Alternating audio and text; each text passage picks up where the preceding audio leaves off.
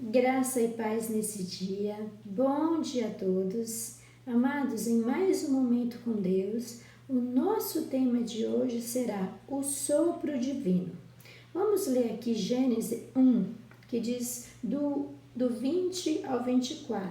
Diz o seguinte: Disse também Deus: povoem-se as águas, de enxames de seres viventes, e voem as aves sobre a terra, sobre o firmamento dos céus. Criou, pois, Deus os grandes animais marinhos e todos os seres viventes que rastejam, os quais povoavam as águas, segundo as suas espécies, e todas as aves segundo as suas espécies. E viu Deus que isso era bom. E Deus os abençoou, dizendo: sede fecundos, multiplicai-vos e enchei as águas dos mares, e na terra se multipliquem as aves. Houve tarde e manhã, o quinto dia. Disse também Deus: produz a terra seres viventes, conforme a sua espécie, animais domésticos, répteis e animais selváticos, segundo a sua espécie, e assim se fez. Já aqui no capítulo 2, versículo 7, diz o seguinte: então formou o Senhor Deus ao homem do pó da terra e lhe soprou nas narinas o fôlego de vida, e o homem passou a ser alma vivente. Nota-se uma coisa: o relato bíblico da criação, os animais são declarados como seres viventes. E nós, homens, somos chamados como alma vivente. Observe que o homem, somente depois de ter recebido o Espírito, o sopro, foi chamado como alma vivente. Diferente dos animais que foram chamados de seres viventes. O sopro divino em nossas narinas é exatamente a parte espiritual que Deus colocou dentro do homem. Nós somos apenas alma vivente, diferente das outras criações. Aliás, não somos apenas seres viventes, nós somos almas viventes, diferente das outras criações de Deus. O sopro divino nos une à natureza do começo, quando Deus nos fez para ter comunhão com Deus, porque somos a imagem e semelhança dele. Amém? Aqui, antes de Jesus voltar para o Pai, onde o homem havia caído e se separado de Deus, perdemos essa conexão com Deus. Mas quando Jesus voltou, ele declarou isso sobre os discípulos. Vamos ver aqui em João 20, 22, que diz o seguinte. João 20, 22 diz mais: e havendo dito isto, soprou eles e disse-lhes: recebei o Espírito Santo. Amados, o mesmo sopro divino que Deus colocou no homem quando ele nos fez de barro, Jesus nos restituiu. Amém? Esse soprar nos faz entender a palavra. O Espírito Santo é o único que pode nos conectar com Deus, que nos faz entender as Escrituras para que nós possamos conseguir estar na posição que Deus deseja para a nossa vida. Conforme entendemos no princípio, Deus concedeu ao homem condição para que fosse bem-sucedido em todas as áreas da nossa vida. Quando Deus fez o Jardim do Éden, Ele fez para nós termos uma vida perfeita. Tanto que Ele falou para o homem que ele dominaria sobre todas as coisas. Vamos ler aqui Gênesis 2,15, que diz o seguinte, voltando lá, a conexão com o Novo com o Antigo Testamento.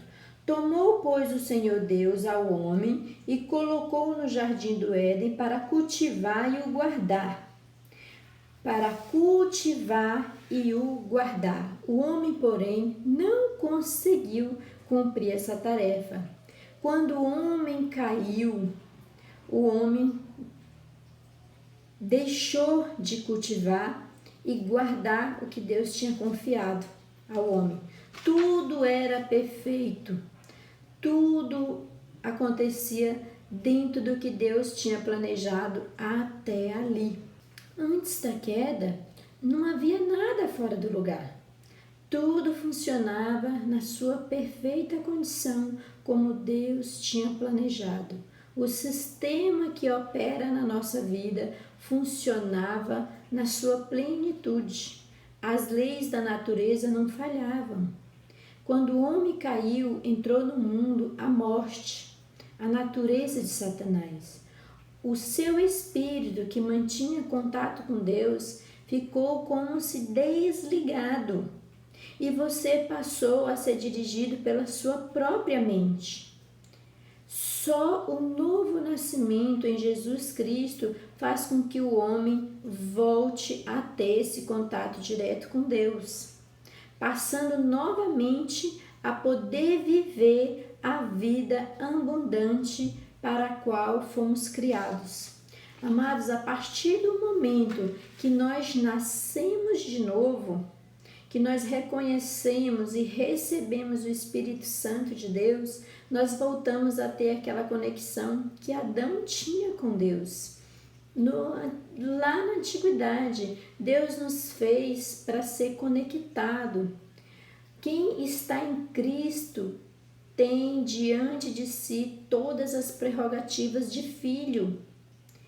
Em 1 Coríntios 2,12 diz o seguinte, 1 Coríntios: Ora, nós não temos recebido o Espírito do mundo, e sim o Espírito que vem de Deus, para que conheçamos o que por Deus nos foi dado gratuitamente. Quando nascemos na família de Deus, nós recebemos o Espírito de Deus para que possamos conhecer o que nos é dado gratuitamente. Nós não entendemos essas coisas porque nós não nascemos para Deus. A partir do momento que você nasce para Deus e recebe o Espírito Santo, você vai passar a entender essas coisas. Seja você quem for, acorde. Tudo foi feito pelo Senhor Jesus.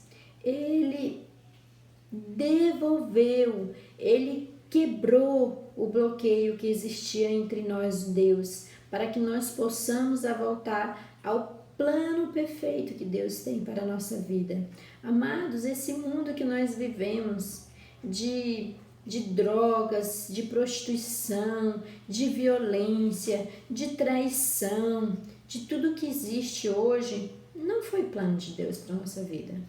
Isso ocorreu quando o homem caiu. Quando o homem caiu, deu legalidade para todas as outras coisas. Mas só que nós temos um resgatador, Jesus Cristo. Quando Ele decidiu vir a nosso favor, toda a nossa aliança foi restaurada. Só cabe a você aceitar isso, entender isso na sua vida. Hoje há um mundo de oportunidades esperando por você, para quem acredita no Senhor Jesus. Aqui João 10 diz o seguinte, João 10, na parte B do versículo, diz mais. Vou ler o versículo todo, diz assim: o ladrão vem somente para roubar, matar e destruir, mas eu vim para que tenham vida e a tenham em abundância. Quem está falando aqui? O Senhor Jesus. Quando Ele decidiu vir, Ele veio para que nós resgatássemos o plano do Senhor Deus no início de tudo, quando Deus nos fez para viver conectados a Ele e usufruir e ter domínio sobre todas as coisas. Amém, amado? Essa é a palavra que eu quero deixar para você hoje. E disse que veio para nos realizar. Jesus veio para que nós tenhamos vida e vida em abundância. Não é uma vida qualquer. Então essa é a mensagem que eu quero deixar para o seu coração hoje. Tenha um dia abençoado na presença do Senhor Jesus. Amém?